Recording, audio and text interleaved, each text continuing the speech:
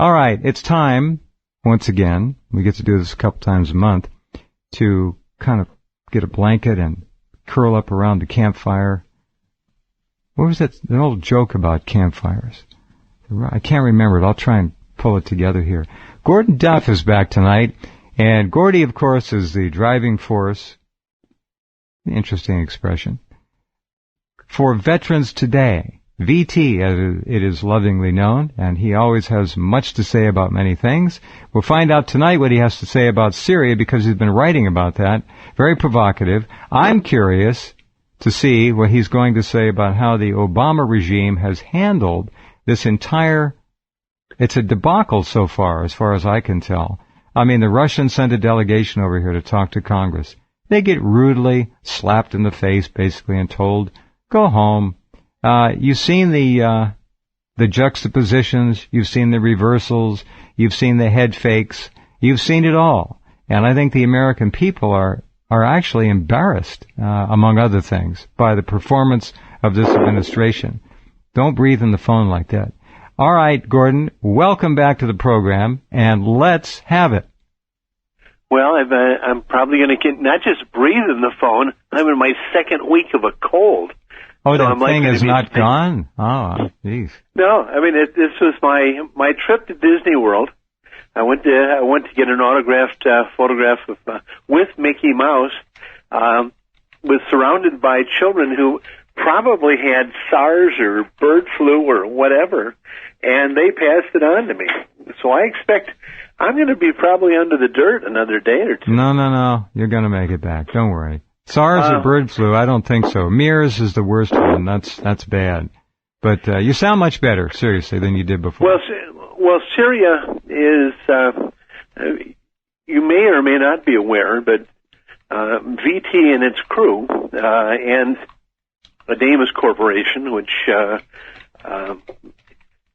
is partnered with key financial entities in the Middle East, was directly involved in the negotiations over Syria. We, to some extent, took an active position in policy. Now, the first thing I have to bring out, there's 100 ways to look at this, and a number of things that there are a lot of lessons. The key thing is that we learn all of the lessons that, since we've paid for it here, with what's gone on. The first thing, which would be bringing out your point, is that Obama demonstrated that he's a clown. We already knew that John McCain was working directly with Al-Qaeda. That was a bad enough problem. We pretty much knew that Obama was always over his head foreign policy-wise. Now, I would advocate, however, that people put this in a context. If this were the last president, we would have nuked Syria 6 months ago. No, that's the truth.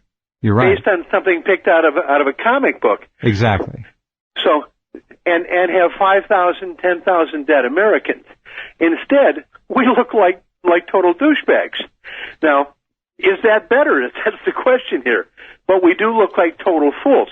The issues are funny on this to this extent. Well, we tracked the sarin gas, and this is oh boy. Damas has intelligence crews in Turkey and Hatay province. We have people in Georgia and Bulgaria.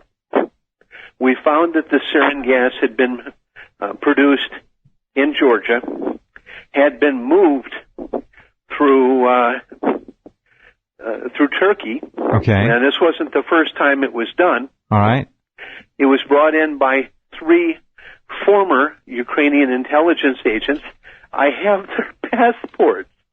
That obviously, the organization operating that identified itself to them as the Central Intelligence Agency, operating the safe houses in Hatay and operating the border crossing, and we're saying bribing the Turkish officials there, was Google corporations Google Ideas Group. So you've got Google involved in this again. I've seen one story on that, and I think you mentioned part of it.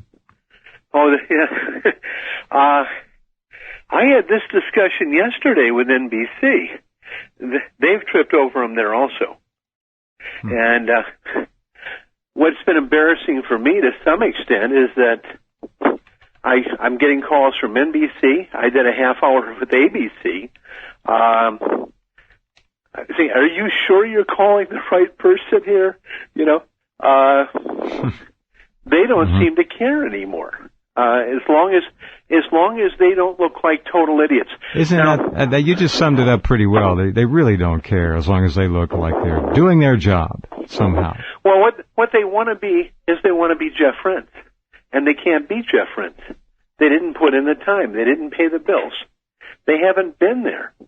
They haven't been listening. They're really not journalists, and they really aren't able to assimilate what's going on in the world and come up with any logical, honest, unfettered, shall we say, conclusions and analyses to present to the public so the public can think and do their own thing.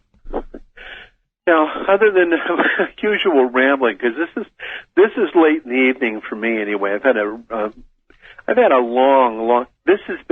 Syria has been a long and tiring ordeal for those of us who work within the region. But last night, NBC called me about a former member of the American Armed Forces, Eric Haroun, who had been arrested about a year ago.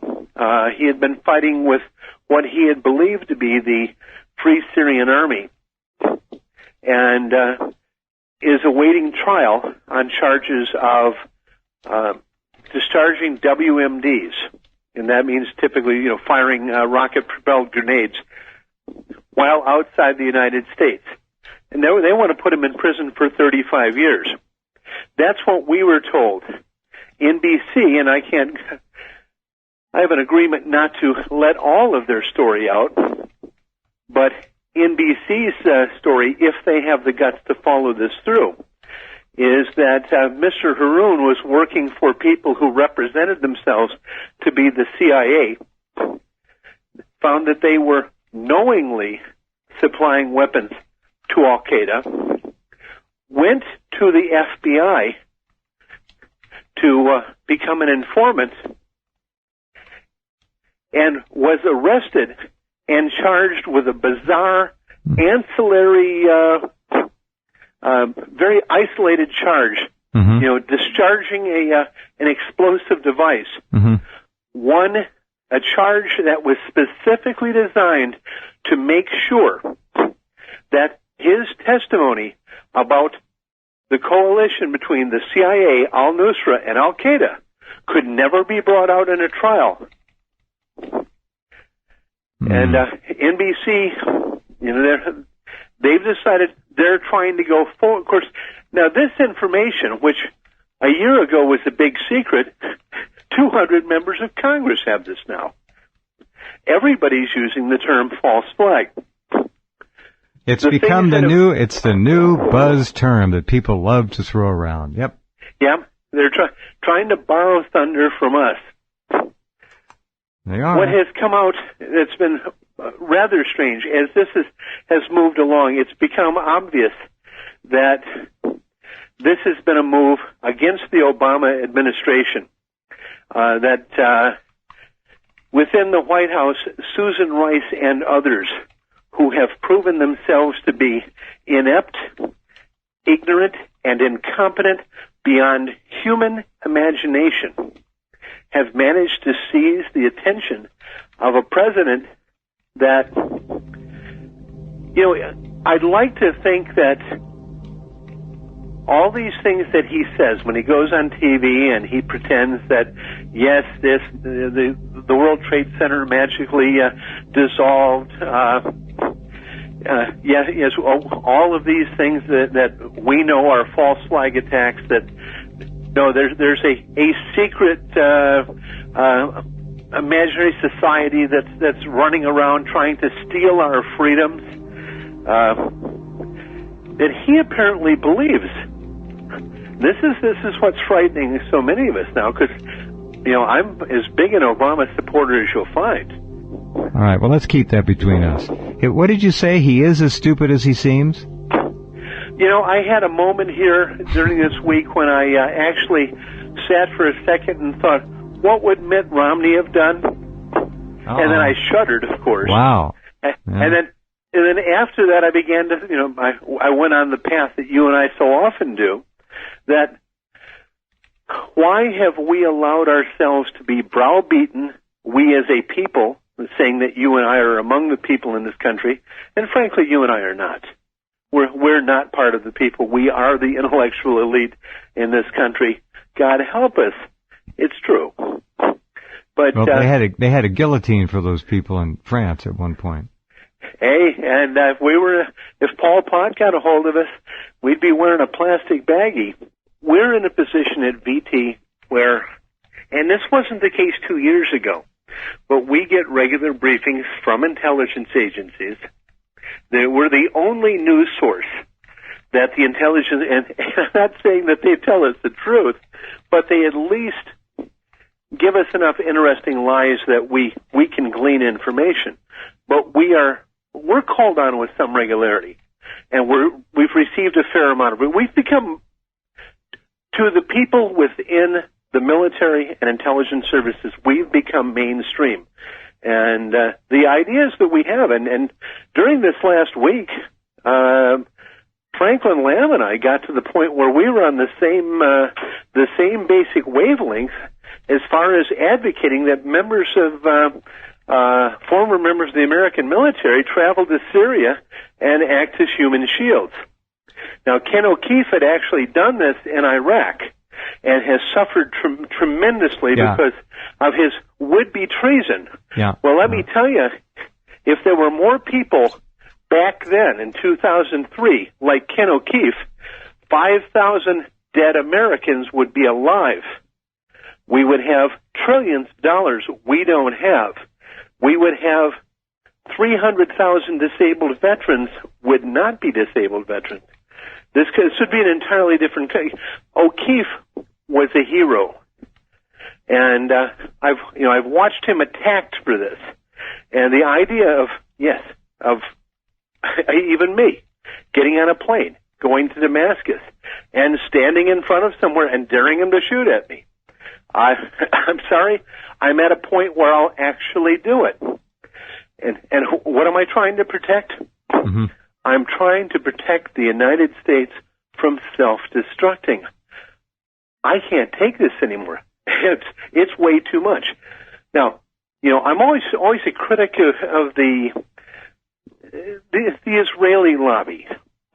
Well, you know what I found rather strange is that the Israeli lobby has strongly backed those people in Congress that have been opposing military action in Syria.